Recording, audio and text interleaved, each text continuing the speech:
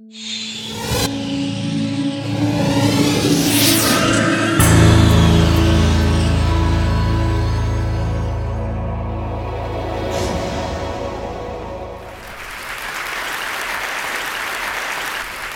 here today to show my photographs of the Lakota.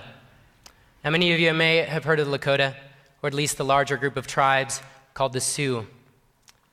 The Lakota are one of many tribes that were moved off their land to prisoner of war camps, now called reservations. The Pine Ridge Reservation, the subject of today's slideshow, is located about 75 miles southeast of the Black Hills in South Dakota. It is sometimes referred to as prisoner of war camp number 334, and is where the Lakota now live. Now, if any of you have ever heard of AIM, the American Indian Movement, or of Russell Means, or Leonard Peltier, or of the standoff at Oglala, then you know that Pine Ridge is ground zero for Native issues in the US. So I've been asked to talk a little bit today about my relationship with the Lakota, and that's a very difficult one for me, because if you haven't noticed from my skin color, I'm white, and that is a huge barrier on a Native reservation. You'll see a lot of people in my photographs today, and I've become very close with them, and they've welcomed me like family. They've called me brother and uncle, and invited me again and again over 5 years. But on Pine Ridge, I will always be what is called Washichu. And Washichu is a Lakota word that means non-Indian, but another version of this word means the one who takes the best meat for himself. And that's what I want to focus on, the one who takes the best part of the meat. It means greedy. So take a look around this auditorium today. We are at a private school in the American West, sitting in red velvet chairs with money in our pockets.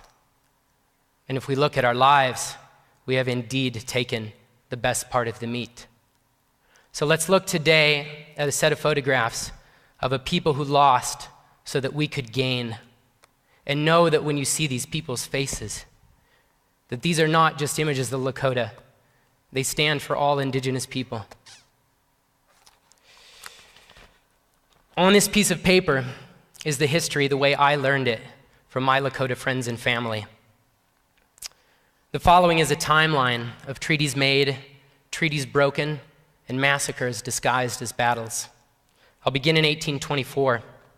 What is known as the Bureau of Indian Affairs was created within the War Department, setting an early tone of aggression in our dealings with the Native Americans. 1851, the first Treaty of Fort Laramie was made, clearly marking the boundaries of the Lakota Nation. According to the treaty, those lands are a sovereign nation. If the boundaries of this treaty had held, and there is a legal basis that they should, then this is what the U.S. would look like today. 10 years later, the Homestead Act, signed by President Lincoln, unleashed a flood of white settlers into native lands. 1863, an uprising of Santee Sioux in Minnesota ends with the hanging of 38 Sioux men, the largest mass execution in U.S. history.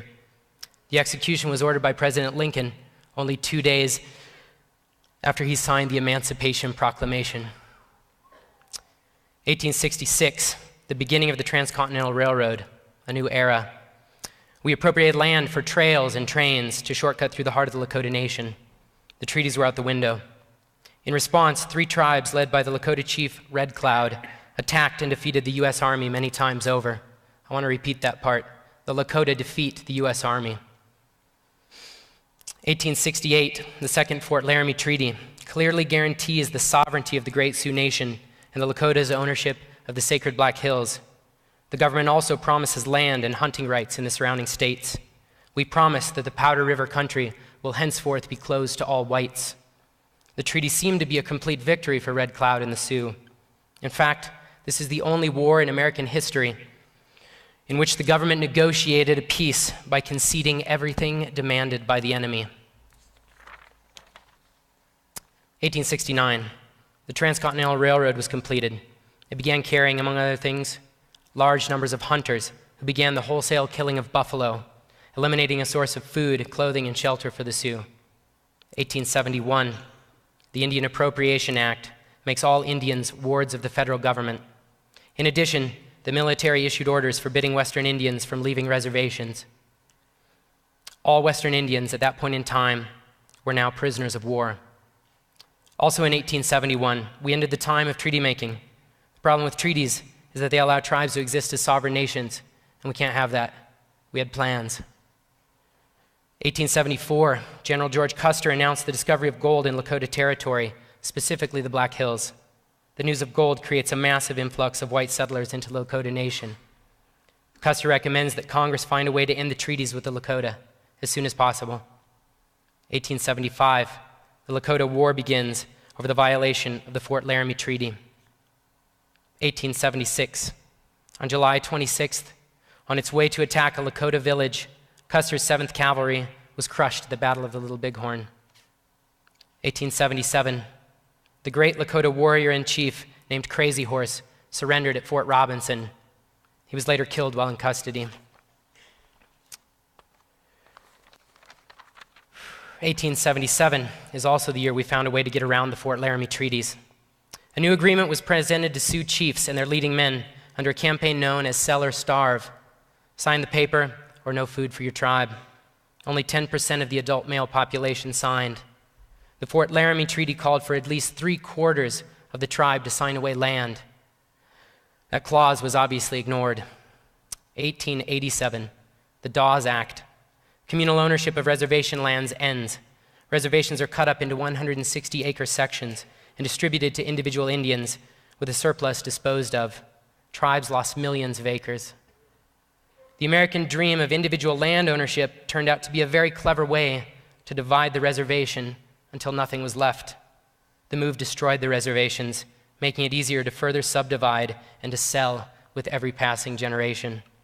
Most of the surplus land and many of the plots within reservation boundaries are now in the hands of white ranchers. Once again, the fat of the land goes to Washichu. 1890, a date I believe to be the most important in this slideshow. This is the year of the Wounded Knee Massacre. On December 29th, U.S. troops surrounded a Sioux encampment at Wounded Knee Creek and massacred Chief Bigfoot and 300 prisoners of war using a new rapid-fire weapon that fired exploding shells called a Hotchkiss gun. For this so-called battle, 20 Congressional Medals of Honor for valor were given to the 7th Cavalry. To this day, this is the most Medals of Honor ever awarded for a single battle.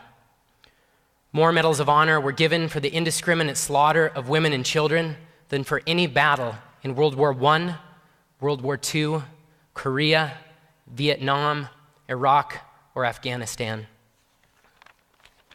The Wounded Knee Massacre is considered the end of the Indian Wars. Whenever I visit the site of the mass grave at Wounded Knee, I see it not just as a grave for the Lakota or for the Sioux, but as a grave for all indigenous peoples.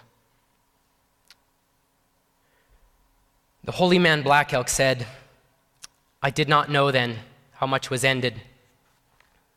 When I look back now from this high hill of my old age, I can still see the butchered women and children lying heaped and scattered all along the crooked gulch. As plain as when I saw them with eyes still young. And I can see that something else died there in the bloody mud and was buried in the blizzard. A people's dream died there, and it was a beautiful dream." With this event, a new era in Native American history began. Everything can be measured before Wounded Knee and after, because it was in this moment, with the fingers on the triggers of the Hotchkiss guns, that the US government openly declared its position on Native rights. They were tired of treaties. They were tired of sacred hills. They were tired of ghost dances. They were tired of all the inconveniences of the Sioux. So they brought out their cannons. "You want to be an Indian now?" they said. Finger on the trigger.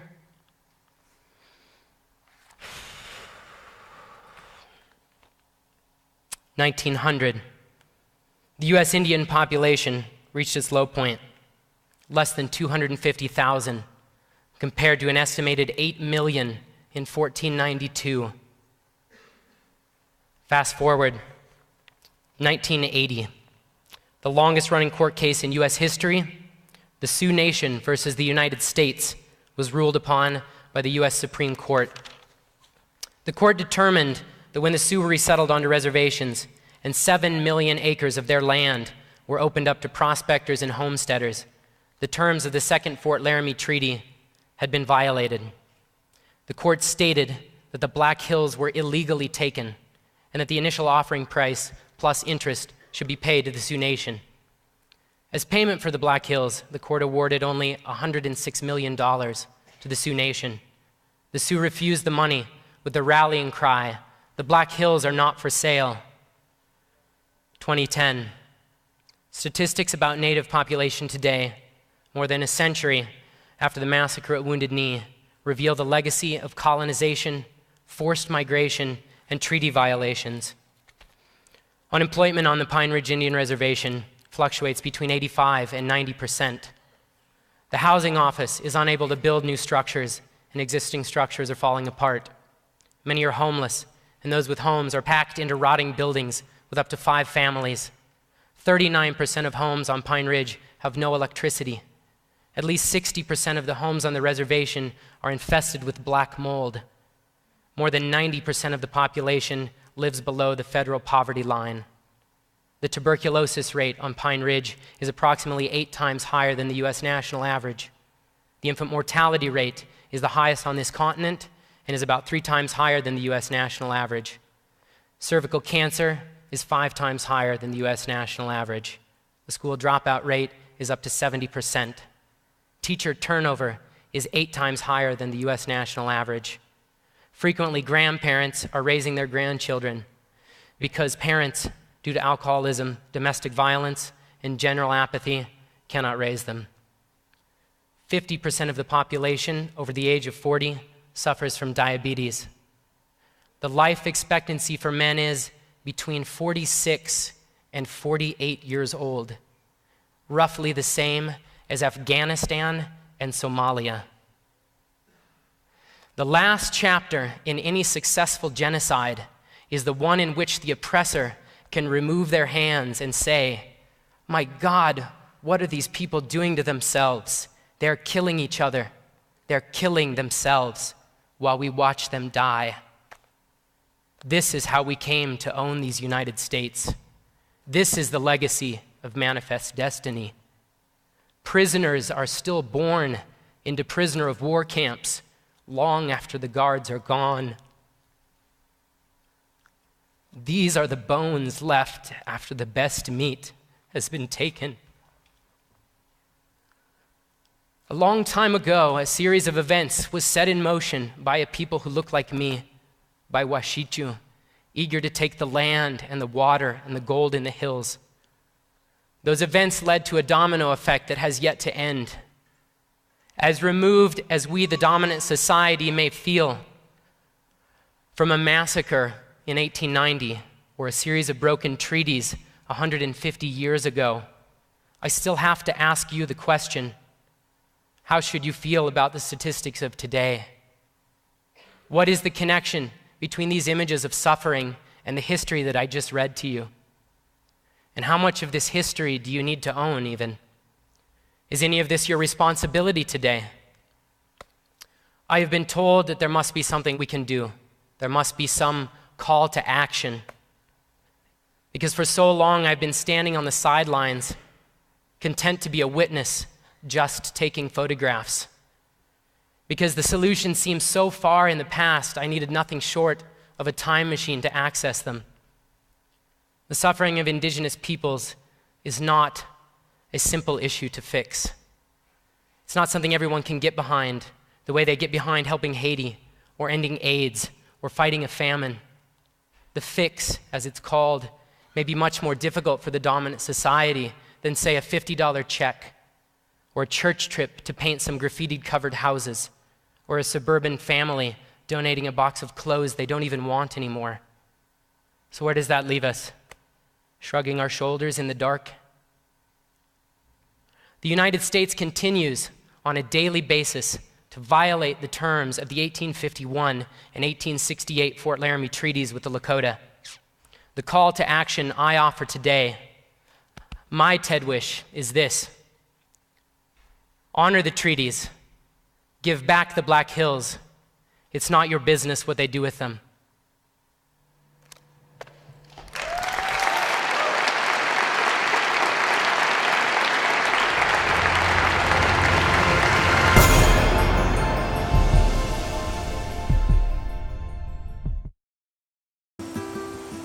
25% of the world's food supply is lost to spoilage. That's $458 billion worth every year. On a smarter planet, we're building intelligence into physical things.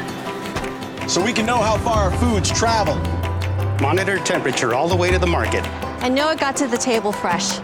It's already happening in places like Canada, Norway, and Vietnam. When we make food smarter, we make it safer. That's what I'm working on. I'm an IBMer. Let's build a smarter planet.